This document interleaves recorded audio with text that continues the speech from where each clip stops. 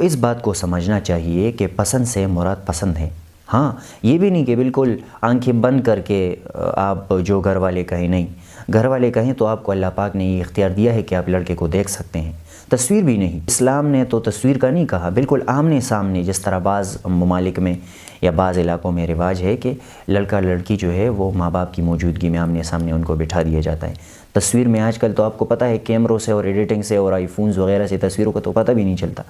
کہ حقیقت میں جب آدمی دیکھتا ہے تو کوئی اور چیز نکلتی ہے۔ تو اس کے ایک پچھلے دن ایک ویڈیو میرے سامنے آئی کہ ایک عورت سے آنٹی کہتی ہے کہ اس کی خالہ یا پھوپھی کہ آپ ایک تصویر لے لیں،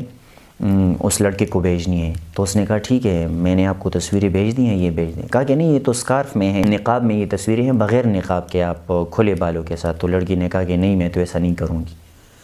تو اس ویڈیو کو اس لیے شیئر کیا جاتا ہے کہ دیکھو اس طرح ہونا چاہیے وغیرہ، حالانکہ یہ بھی غلط بات ہے۔ اسلام نے بیوی جو ہے وہ تو دوسرے کو، شوہر کے علاوہ کسی کو بال نہیں دکھا سکتی،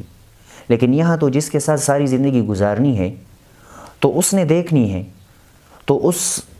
کو تو بال بھی دکھانے ہیں، یعنی اس کو بال دکھانے میں بھی کوئی حرج نہیں ہے۔ مسائل آپ کو عجیب لگیں گے یہ مسائل، لیکن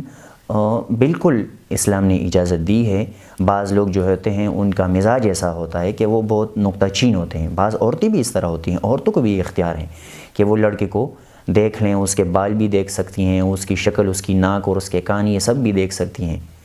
اور کسی کو پتلا لڑکا پسند ہوتا ہے، کسی کو موٹا لڑکا، اس طرح کسی کو پتلی عورت پسند ہوتی ہے، کسی کو موٹی، تو یہ سب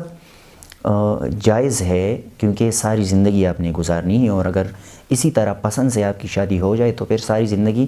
آپ جو ہیں وہ گناہ سے بھی بچے رہیں گے۔ لیکن اگر کسی کے کہنے پر آپ نے رشتہ کر لیا تو بہت کم ایسے ہوتے ہیں کہ پھر وہ پہلے تو ہونا چاہیے کہ جان پہچان اور رشتہ داروں میں جو ہے وہ رشتہ ہو جائے، تو اس میں جو ان کے عیوب ہوتے ہیں وہ ایک دوسرے کو معلوم ہوتے ہیں۔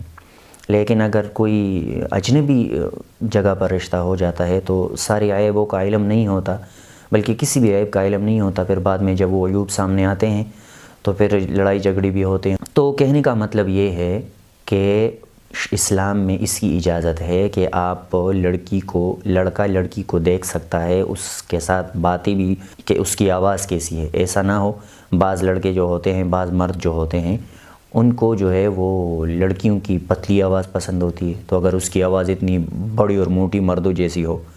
تو بعد میں اس کے دل میں کھٹکا رہے گا کہ یہ کس طرح کیسی عورت ہے وغیرہ۔